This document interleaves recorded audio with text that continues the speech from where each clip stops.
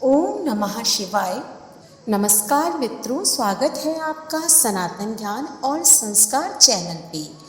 श्रावण मास में श्रावण महात्म्य की कथा का श्रवण करने से सभी मनोवांछित फलों की प्राप्ति होती है और भगवान भोलेनाथ का आशीर्वाद प्राप्त होता है। हर व्यक्ति को श्रावण मास महात्म्य की कथा का श्रवण अवश्य करना चाहिए। तो आज सुनते हैं श्रावण मास महात्म्य के छठे अध्याय की कथा को। पिछले अध्यायों की कथा का श्रवण आप हमारे चैनल पर जाकर कर सकते हैं। सुनते हैं आज की कथा को। सनत कुमार बोले, हे भगवान, मैंने रविवार का हर्षकारक महात्म्य सुन लिया। अब आप श्रावण मास में सोमवार का महात्म्य मुझे बताइए।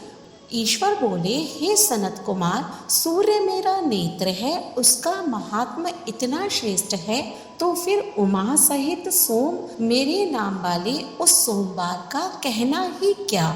उसका जो महात्म्य मेरे लिए वर्णन के योग्य है उसे मैं आपसे कहता हूँ। सोम चंद्रमा का नाम है और यह ब्राह्मणों का राजा है।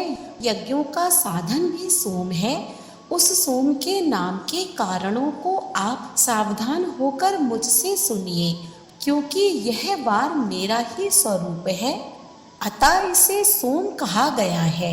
इसीलिए यह समस्त राज्य का प्रदाता तथा श्रेष्ठ है। व्रत करने वालों को यह संपूर्ण राज्य का फल देने वाला है। हे विप्र, उसकी विधि सुनिए। मैं आपको विस्तार पूर्वक बता रहा हूँ। 12 महीनों में सोमवार अत्यंत श्रेष्ठ है। उन मासों में यदि सोमवार व्रत करने में असमर्थ हो तो श्रावण मास में इसे अवश्य करना चाहिए। इस मास में इस व्रत को करके मनुष्य वर्ष भर के लिए व्रत का फल प्राप्त करता है।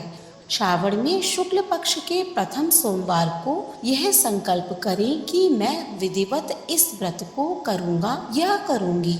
शिव जी मुझ पर प्रसन्न हो। इस प्रकार चारों सोमवार के दिन और यदि 5 हो जाएं तो उसमें भी प्रातःकाल यह संकल्प करें और रात्रि में शिव जी का पूजन करें। 16 उपचारों से सायंकाल में भी शिव जी की पूजा करें और एकाग्रचित होकर इस दिव्य कथा का श्रवण करें।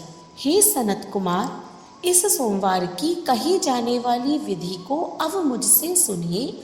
श्रावण मास के प्रथम सोमवार को इस श्रेष्ठ व्रत को प्रारंभ करें।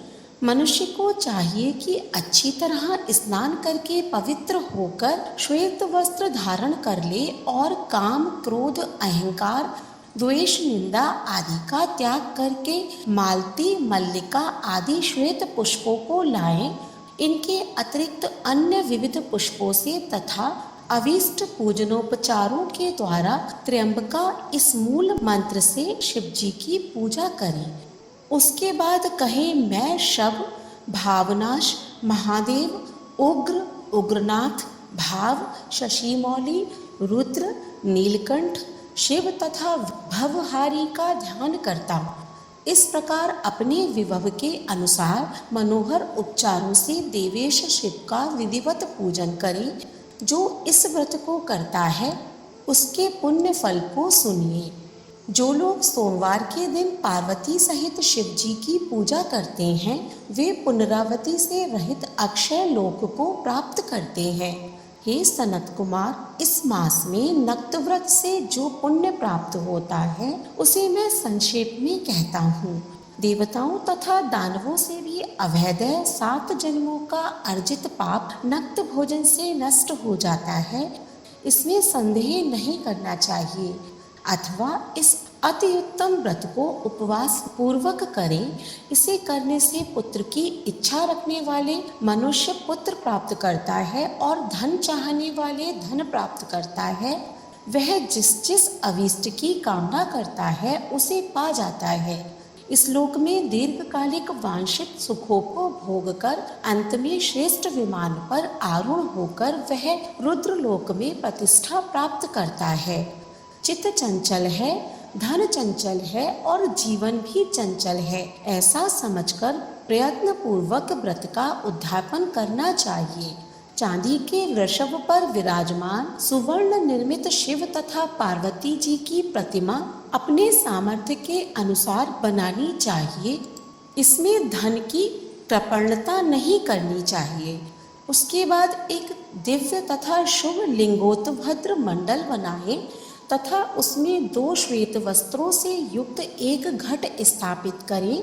घट के ऊपर तांबे अथवा बांस का बना हुआ पात्र रखें और उसके ऊपर उमा सहित शिव को स्थापित करें। उसके बाद श्रुति, स्मृति तथा पुराणों में कहे गए मंत्रों से शिव जी की पूजा करें। पुष्पों का मंडप बनाएं तथा ऊपर सुंदर चंदोवा लगाएं। उसमें गीत बाजों की मधुर ध्वनि के साथ रात में जागरण करें। उसके बाद बुद्धिमान मनुष्य अपने गृह सूत्र में निर्दिष्ट विधान के अनुसार अग्नि स्थापन करे और फिर शव आदि 11 श्रेष्ठ नामों से पलाश की समिधाओं से 108 आहुति प्रदान करे। यव, व्रीहि, तिल आदि की आहुति आप्यायस्व इस मंत्र से दें और बिल्व पत्रों की आहुति त्र्यंबका अथवा षडक्षर मंत्र ओम नमः शिवाय से प्रदान करें। उसके बाद स्विष्टकृत होम करके पूर्णाहुति देकर आचार्य का पूजन करें और बाद में उन्हें गौ प्रदान करें। उसके बाद 11 श्रेष्ठ ब्राह्मणों को भोजन कराएं तथा उन्हें वंश पात्र सहित 11 घाट प्रदान करें। इसके बाद पूजन देवता को तथा देवता को अर्पित सभी सामग्री आचार्य को दें और तत्पश्चात प्रार्थना करें, मेरा व्रत परिपूर्ण हो और शिवजी मुझ पर प्रसन्न हो। उसके बाद बंधुओं के साथ हर्षपूर्वक भोजन करें। इसी विधान से जो मनुष्य इस व्रत को करता है वह जिस जिस अभिलक्षित वस्तु की कामना करता है उसे प्राप्त कर लेता है और अंत में शिवलोक को प्राप्त होकर उस लोक में पूजित होता है। हे सनत कुमार, सर्वप्रथम श्री कृष्ण ने इस मंगलकारी सोमवार व्रत को किया था। श्रेष्ठ आस्तिक तथा धर्मपरायण राजाओं ने भी इस व्रत को किया था। जो इस व्रत का नित्य श्रवण करता है वह भी उस व्रत के करने का फल प्राप्त करता है। इस प्रकार श्री स्कंद पुराण के अंतर्गत ईश्वर सनत कुमार संवाद में श्रावण मास महात्म्य में सोमवार व्रत कथन नामक 6वां अध्याय पूर्ण हुआ। बोलिए भोलेनाथ भगवान की जय। वीडियो अच्छी लगी हो तो लाइक करें और कमेंट बॉक्स में ओम नमः शिवाय अवश्य लिखें। अगले अध्याय का श्रवण करने के लिए हमारे चैनल को सब्सक्राइब करें। धन्यवाद।